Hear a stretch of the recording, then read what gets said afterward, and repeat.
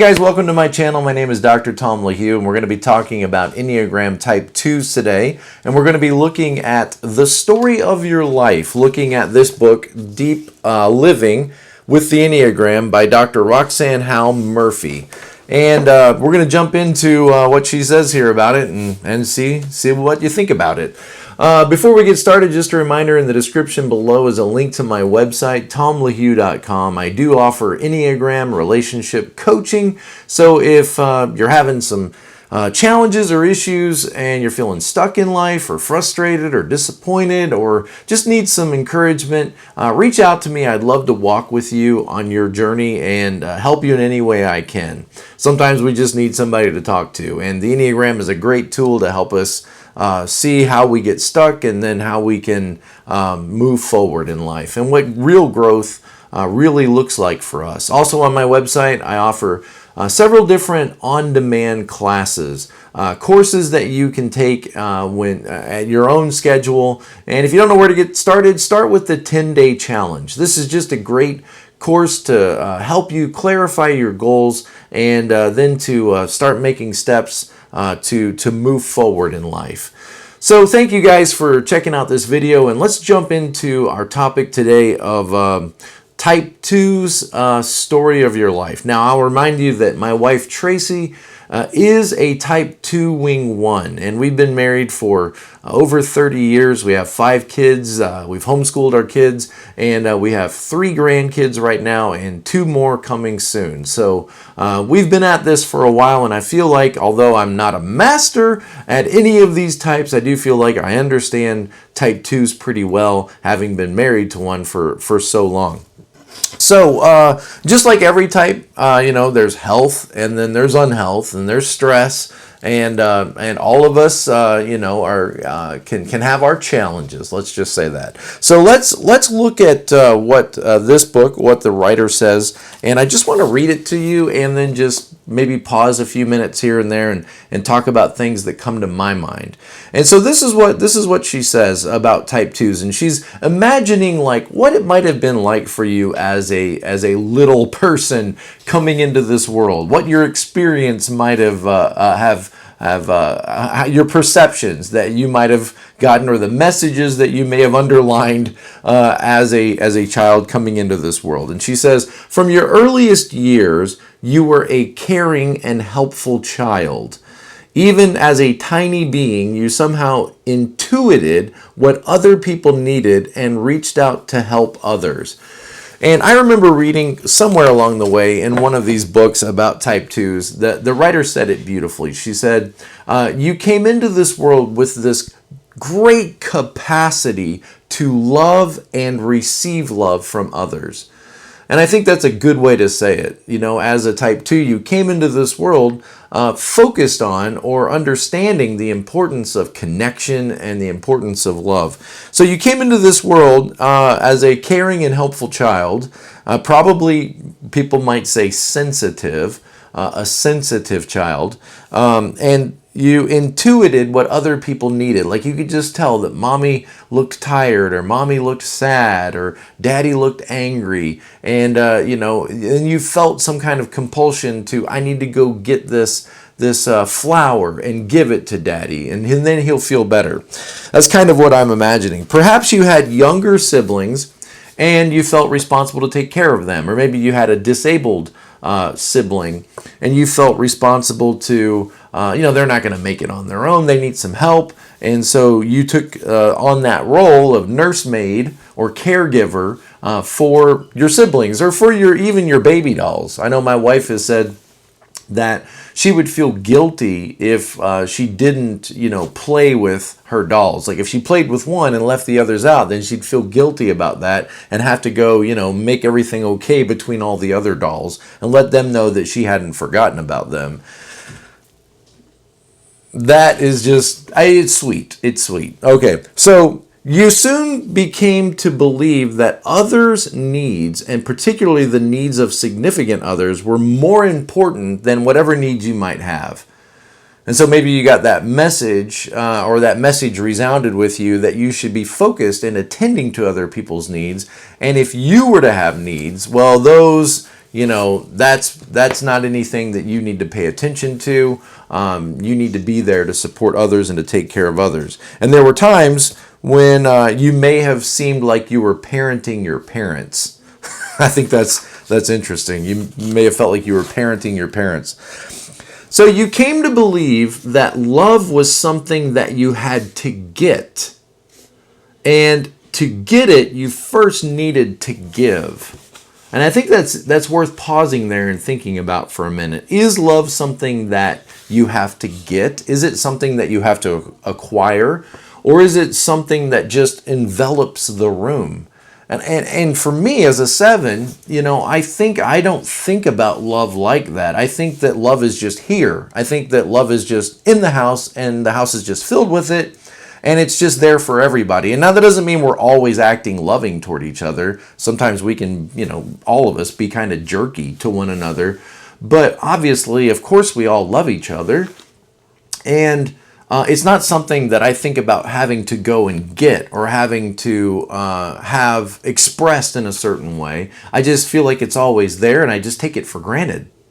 And that's interesting that, as a 2, she explains it as your perception is that love is something that I need to acquire. Like think about a 3, looking at a goal and then being focused on achieving that goal. It almost sounds like it's set up in a similar way for a 2, that love or attention or affection or all the affirmations of that love is something that you have to aspire to, something that you have to try to attain or try to acquire. Interesting. As you gave to others, listen to this, you secretly hoped that they would show you how much they approved of you. As you gave to others, and so think of it as it sounds kind of like reciprocal in an exchange. So I give you the flower, and then of course there's this expectation, said or unsaid, there's this expectation that somebody's going to say, oh, thank you so much, honey. And if you watch it too, you'll see 2s do that all the time. When the child gives the mom a picture they colored or some craft that they made at the kitchen table. Oh, thank you so much, honey. I appreciate that. You're so sweet. And you can see in 2s when they respond to somebody else, you can kind of see it's like they're giving you an example of this is what I expect to receive back when I give to you.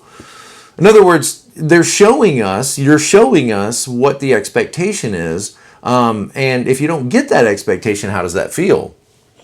And that's something that, is worth thinking about. How does it feel when you go to the trouble to go out of your way to express thought or thoughtfulness or attention or affection to someone, and then it's not reciprocated in a way that you would expect? Like, what if the person just says, yeah, thanks, and they just go back to what they were doing? I would imagine there's such sort of a twang of pain in that, or loss in that. And you could become very discouraged and just lose interest in pursuing and maintaining that relationship. And that's a real danger, okay? So as you gave to others, you secretly hoped that they would show you how much they approved of you. If they didn't show love and appreciation in the way that resonated for you, then notice she says a feeling of rejection might begin to rise up. A feeling of being unwanted or uncared for. And just realize that isn't necessarily going to happen, at least to the degree, for other types. For a 9, for example, just may think, oh, well, they're very busy and, my stuff really isn't all that important and they don't really. And notice just how you're wired, that if you were to give or show attention or appreciation, all these wonderful things that 2s do, there is an expectation that it is going to be received, valued, and appreciated. And the never ever behavior for living with a type 2 is never take a 2 for granted. And people do. People do take 2s for granted because you're so consistently show up to serve and take care of others that we all just become kind of, expectant of that. We just We just see you in that role. Well, of course you're going to say something nice. Of course you're going to be there to take care of us. Of course you're going to fix our meals. And, of course you're going to say something encouraging. So we become used to it, and maybe then we don't really appreciate your time and energy, and that's going to feel very hurtful and very discouraging to you, I am sure. So never take it too for granted. Feelings of rejection would arise. And I want you to notice that, in my opinion, those feelings, those fears of being unwanted, uncared for, unloved, feeling rejected, those fears live deep inside of you. We are just giving the occasion for those fears to rise up. We're not really, I think this is helpful. You can kind of let everybody off the hook when you realize they're not making me feel this way. These feelings live in me because I am a type 2. They are bringing these fears and these feelings up to the surface by their expressions, by their interactions, by the way that the face that they make when they respond to me. Those fears live in me, and they're bringing them up. Just like nobody's responsible for me being a glutton. Those feelings within me of wanting more and wanting to always amp up everything, that lives in me. Not being satisfied with the way things are. That has nothing to do with the people or the environment around me. That's a 7 feeling 7 stuff. And believe me, those problems are every bit as real as problems of a type 1 or a type 2 or type 9. All of us have a dragon that we are fighting. And your dragon here, this is it.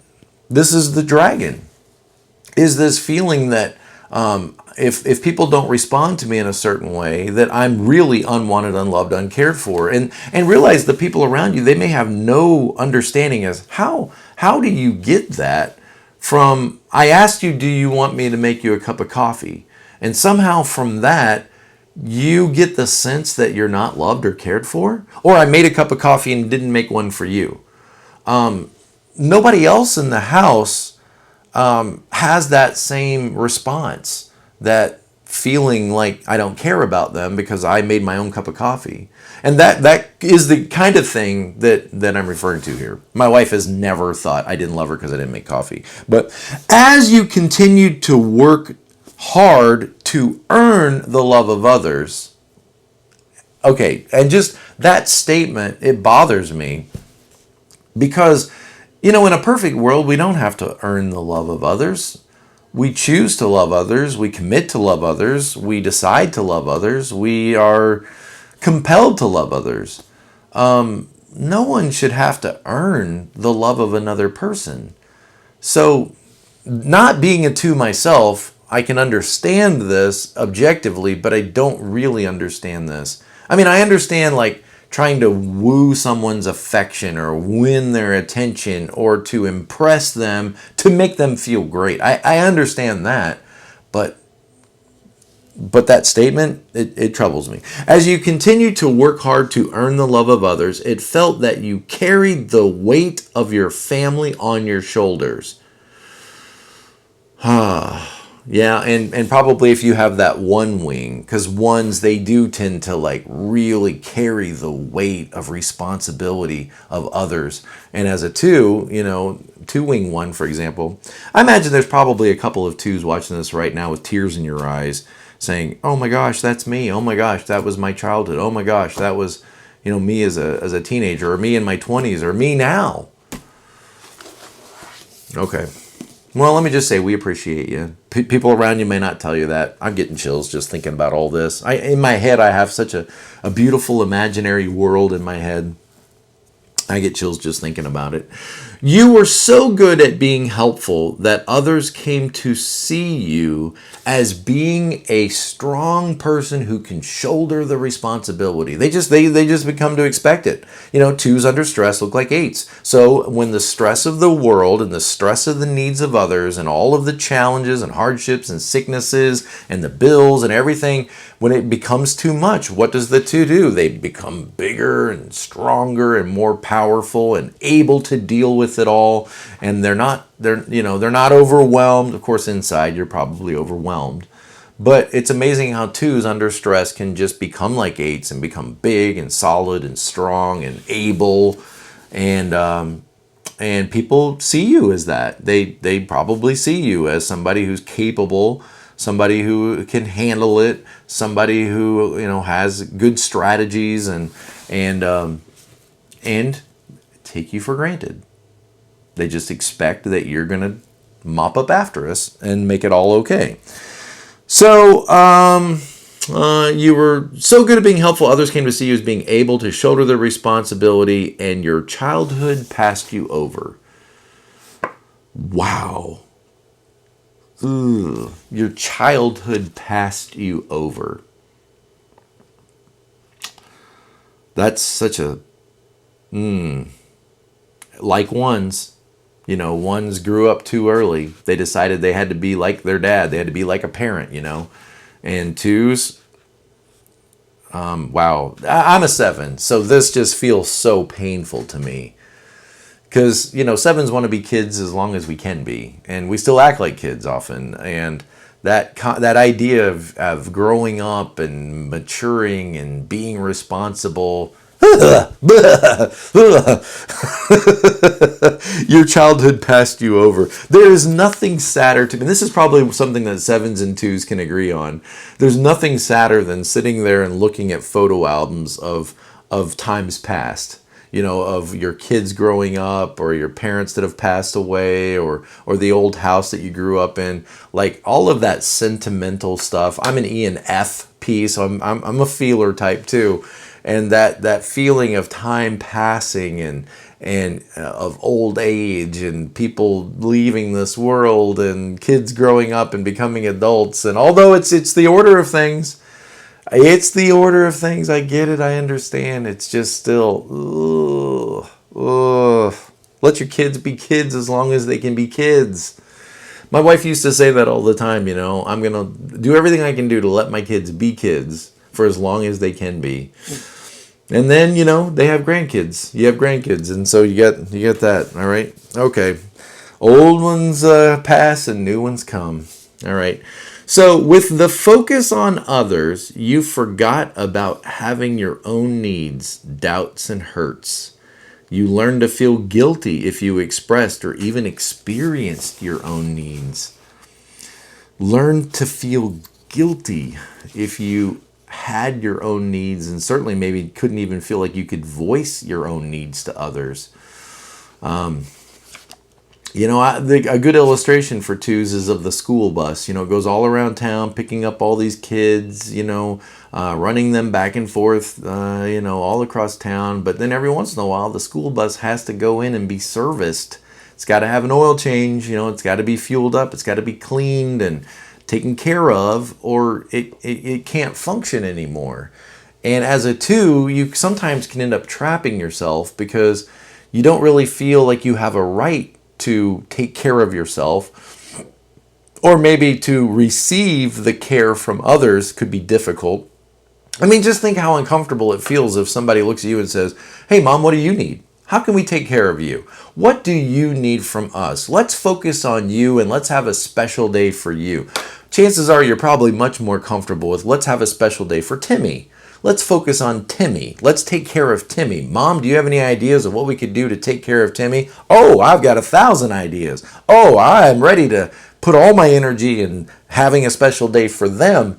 But notice how uncomfortable it might feel if all the attention is on you. You're sitting in this circle and everybody has given a present to you, and you're supposed to open each one of those presents in front of the entire group and ooh and ah and receive everybody's love. Notice it's such a strange thing that although you're very focused, 2s are very focused on reciprocating that love, you may find that there are certain blockages when people actually try to show that love to you, where you might minimize it and dismiss it, and maybe very uncomfortable for you to be on the spot, so to say, receiving everyone's attention. Although it's something that you internally might crave or long for, when people actually try to make over you and give attention to you, you may find yourself feeling quite uncomfortable. Like the very thing that you're wanting is too much. It's too much to receive it. And you may end up minimizing, diminishing, and and having a hard time accepting it. And in that way, 2s, like 5s and 8s, can sometimes come across as a little bit guarded. And you may not realize that about yourself. Like, you're there for everyone else, but have a hard time letting other people hear your story and hear your needs and really getting to know you. And one of the ways that you might see this, happen in your life is you may come to realize that you have a lot of friends, quote unquote, I would say project friends, a lot of people that you're attending to, you're praying for, you're sending cards to, you're taking care of, but maybe not a lot of real friends that are equals to you, that are really peers of yours, that really are on the inside of your life. And this sometimes happens with 2s, is they have lots of project friends, people that they're taking care of, people that they're invested in. But when you really come to a crisis in your own life, you may find there's not really a lot of people that are really there for you, and they really haven't gotten to know you. And there it is, the guardedness. You can come across sometimes as a person who has it all together and who is there to take care of others, but the reality is you're a human just like the rest of us. You're not a superhero, and people want to get to know you and they want to connect with you. And it may be difficult for you to really let that happen sometimes. So interesting, so interesting. Okay, so let's see, where are we at here? You may feel guilty if you expressed or even experienced your own needs, because you're supposed to be there for them. You're supposed to take care of them. You're supposed to, give your life up and sacrifice and all that for them. You're not supposed to be the person that, has these real needs, but you do. And when those needs are not attended to, they don't go away. I think that's important to say, that is, those needs are needs, and needs don't go away simply because you don't pay attention to them. They just maybe get shoved down, bottled up, and turns into resentment and bitterness and anger. And that could very easily happen to you. You could very easily become a bitter, angry, frustrated, irritated, hurt. Hurt's probably the right word, because other people are not reciprocating that care and love and devotion that you are showing to them. Okay, so you may have heard, don't be selfish. Don't be selfish. Don't focus on yourself. Your sister has real problems. You need to pay attention, take care of her. She has a hard time. She's not good in school like you are. Things don't come easy to her like they come to you. Stop focusing on yourself. You're only bored because you're thinking about yourself. And realize, like all of those things, we all heard that stuff growing up. It just didn't stab us in the heart. Whoa, hit my microphone. It just didn't stab us in the heart like it stabbed you in the heart. Like, oh, wow, I can never do that again. I don't want to be a selfish person. I don't want to be one of those people that isn't caring about others. So like the alarm bells went off and you thought, I can never, where my parents would tell me every day, I'd say, Dad, I'm bored. Mom, I'm bored. Oh, you're only bored because you know what? You want something to do? Go do your homework. You're just thinking about yourself. I heard that like 3 times a week. It didn't stop me from being bored. It didn't stop me from complaining about it. But notice, like, if that was said to you, it probably pierced you right in the heart, and you thought, oh, I don't want to be that person. Your soft little tender heart. You didn't want to be that person. Quit whining. So many people have it worse than you. You're just focused on yourself. And you're like, I can't ever, do that. Even when you were sick, you may have felt like you can't be an inconvenience to others. I'll get up and I'll make my own soup. I'll get up and I'll make my own, grilled cheese. Perhaps even now it's difficult to recognize that as a human being, you have needs. It might do you good. That line to 4. It might do you good to get a journal or a notebook and then just write out some of those needs. What are some of the things that you need in life? And notice if you see like a big blank space, like you might think of 3 things and then you just go blank. Like I'm exhausted. I need some rest. I really need a vacation. I really need, a friend that would be there for me if I was in a crisis. And then there's blank screen. Could you write out a full page of stuff that you need? Like, I need encouragement. I need goals. I need, I need more time to invest in my hobbies. I need a better paycheck. I need a day away to just, go watch a movie with a friend and go out for dinner. I need to date my husband again or my wife again. I need support. And I mean, just maybe sit and think about it. Is it okay for you to have needs? Because notice, like, when you meet people, you immediately see what they need and it's important to you. Well, other people, do they see what you need? Do you share those needs with others? It might be hard for you to think about these kinds of things. All right. The harder you tried to take care of others, the more you looked for signs of their affection. And it might be like a warm smile, a kind word, just an acknowledgement. Oh, thank you so much. I really appreciate it. I know, like, working in a church, there's often a lot of twos. A lot of the people there are twos and ones and nines and sixes. And I know whenever somebody that I know is a two does something for me or does something around the church, I always try to make an effort to point it out. And I always try to acknowledge it and say, hey, thank you so much. Thanks for thinking about them. I really appreciate that. And they always say the same thing. Oh, it's no problem. I realize that, I need to acknowledge everybody's contribution, everybody. But twos, that little acknowledgement. Hey, when you think about threes, right? They go after a goal, they accomplish something, and then they get a certificate, they get an award, they put their pictures on Facebook, and everybody sees their accomplishment because usually it's tangible. Usually it's material. It's some promotion. You can see the office that I got. You can see I pushed myself for 3 months and trained and ate right, and then I ran a 5K and I came in third, and look at me with my number 3 trophy, and everybody, applauds and sees that. But with twos, when you guys go out of your way to connect with some awkward teenager that nobody understands, when you go out of your way to take care of that extra grace required person who's always mopey and sad and nobody wants to be around, and you go out of your way to make those phone calls to check in on Brother David who's, going in for a colonoscopy, when you remember that person's special day because their spouse passed away 3 years ago, and you remember to stop them in the hall and say, hey, how you doing? I know it's been 3 years since, Carl passed away, and I'm just wondering on you. I'm just checking on you, and I just want you to know I'm thinking about it. When you do those kinds of things and you reach out in that way, you don't get a certificate.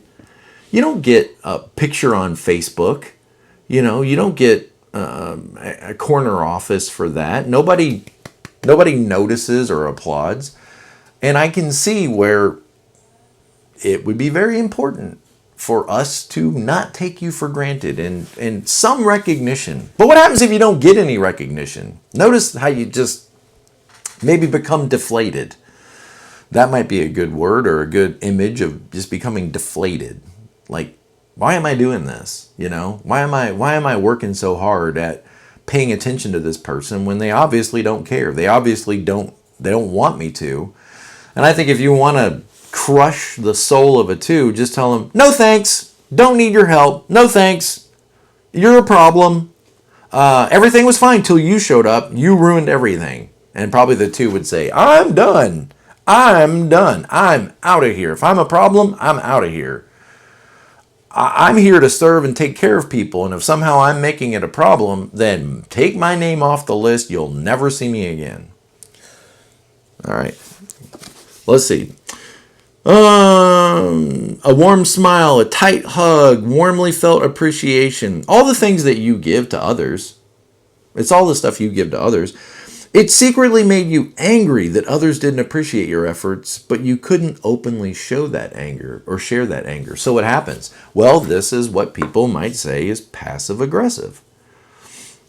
I get it. I can be a little passive aggressive at times. It's hard for me sometimes to say out loud what's bothering me.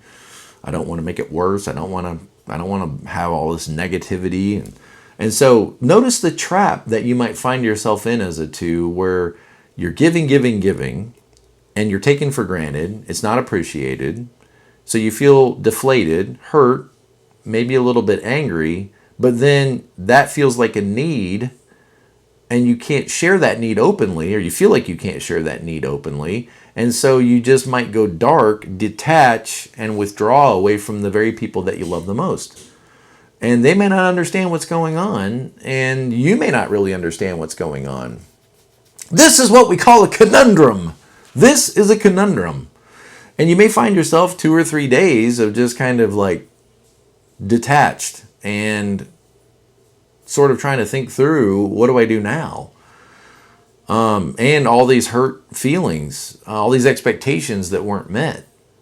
And this, you've almost like you've painted yourself into a corner, and realize that some of this could be helped if you could just say out loud, you know what, this is BS. I gave a lot of attention to this thing and you guys didn't say thank you. I need you to say thank you. Tell me thank you. And you may not be able to envision yourself doing that. A lot of other people could. 8s could. 6s could. 1s probably could. And that may feel a little artificial or awkward. You may feel uncomfortable doing that. But you kind of have to train people sometimes. Hey, this is what I need from you. Hey, I worked hard on this. Don't complain about it. Say thank you. I need you to tell me thank you. Tell me thank you now. I want to go with you. Don't leave me at home. If you're going somewhere, invite me. I want to go. And just, you got to maybe assert yourself, shove yourself in a little bit more. And show us what you need. Advocate for what you need a little more. And you might not feel like you're able to. Or, well, if we really cared, we'd just know. And remember, we're not 2s. So we do really care, but we don't have this radar you have of knowing what people need. And even if we do, we don't always feel compelled to try to meet that need or feel like it's our responsibility to meet that need. So, okay. We all need some grace, right? We all need some grace. We all need some love. All right, so you couldn't openly show your anger, so you're trapped. You came to organize your life around the idea that you had to sacrifice yourself in order to receive whatever love looked like in your home. Blah. Let me just talk about sacrificing yourself. Okay, so probably the word martyr is going to come up, and you may hate that label. Because maybe your mom was like this or your grandma was like this. And they were like, oh my gosh, after all I've done for you, this is the thanks I get. Maybe you're like, oh, okay. Let's talk about this sacrificing thing. Okay, thank you. We appreciate it. We appreciate it when people sacrifice themselves or their own needs for others to help others out. But, when one person sacrifices, nobody really wins here. Because I don't want you to feel like you have to sacrifice for the good of others. What I want is all of us to take care of each other. What I want is negotiations and all of us to be able to feel like we all win. Because if you have to sacrifice, then that makes me feel uncomfortable. Like, I don't want to be a taker. I don't want to be somebody that's making you sacrifice. And then you might become resentful and bitter. Like, did I really win anything? If I get what I want, let's say I want to buy a motorcycle and you're telling me no, it's not safe. No, it's not good. No, you're going to get hurt. No, it's too much money. Okay. And I just push and push and push until I finally get my motorcycle and you sacrifice what you want. So I win. Did I really win? Because now you're upset. You're hurt. You don't feel cared about. You don't feel like your opinion matters. You're bitter. You're turning away from me. Did I really win something here? I may have won the battle and got the motorcycle, but I'm losing my marriage or I'm losing my relationship at the cost, and this isn't really winning. This is losing. We're all losing here. So let's commit to talking about things until we have resolution, until we negotiate, until we both feel like we have a decision we can agree on. Because I don't want one person to sacrifice so that the other person gets what they want. That creates an inequity, and that just leaves everybody feeling uncomfortable. Okay. In order to receive whatever looked like loving, you didn't feel that you were loved or that you were lovable for yourself.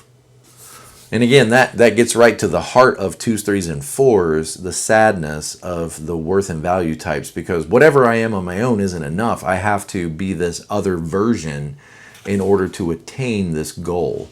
And with 3s, I've got to kill it, got to set goals, I got to be a lion, I got to achieve. And 4s, I got to be unique, special, different, and unusual. And 2s, I got to be sweet, charming, kind, loving, attentive, affectionate, because if I just showed up and sat at the table, nobody would want me. Ooh.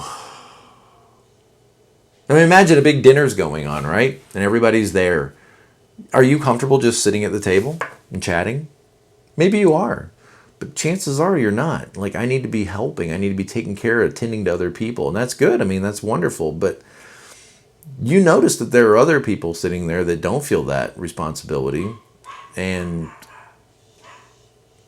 I just want to challenge you that what if you were lovable just for who you are? Just for the sweet person you are. If you didn't have to do anything. That's something to think about. Just a thought. Okay?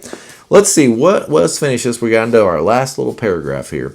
What you didn't see is that you're indeed loved and lovable. What you didn't see is that love is always available to you just for you being present. You're probably hearing that and be like, nope, nope, nope, nope, nope, nope, nope. Kind of like a 6 when you tell them you are safe. You're safe right now. No, no, no. No, no, no, no, no, no. You are lovable right now. What you couldn't see is that you're naturally a source of warmth and care, even when you recognize and address your own needs. Look, let's say it this way. When you came into this world as a baby, you were 100% lovable. Maybe the most lovable you ever were was when you were a little baby and your parents are holding you. You're 100% lovable. You are 100% valuable right there in that moment. What are you doing for people in that moment? How are you serving people when you were a baby? How were you taking care of the needs of others when you were a baby? Well, of course you weren't. You weren't accomplishing anything. You weren't achieving anything. You weren't winning people over with all of your service and acts of kindness. But yet, in that moment when you were a baby, you were 100% lovable and had all kinds of worth and value. Who would argue against that? No one would. And what I want you to see is that doesn't change because you're 10 or 20 or 30. Just being you. Just being who you are. And what's cool about this is all of us learn this lesson with the Enneagram. When we can stop chasing what we're chasing, we're then free to be the source to give that to others.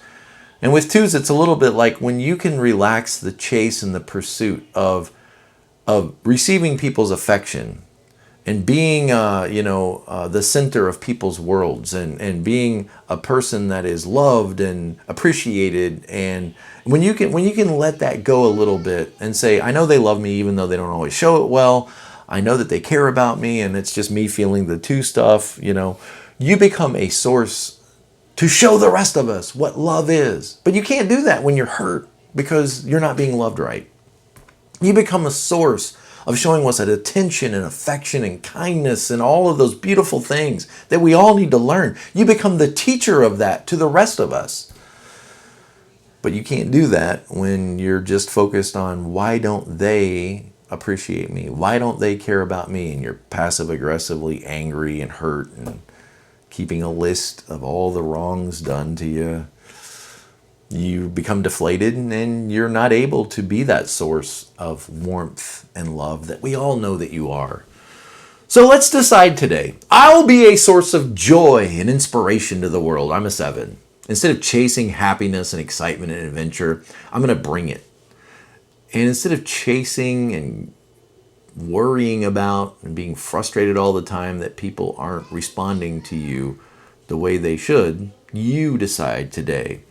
Let God fill your empty cup. Let the people around you who do love you and who do care about you fill your empty cup. Maybe sit back and think about today for 30 minutes all of the love that's been pointed at you all your life. Remember Grandma, remember Aunt Marie, and remember, that when you were in high school, the boys, how they used to love you, or the girls, how they used to, respond to you. Let yourself feel all that love that's been pointed at you all your life. And let that fill your empty cup, and then pour that love out onto the world. What a beautiful picture. Hey, if you're having problems, I'm here for you. I get it.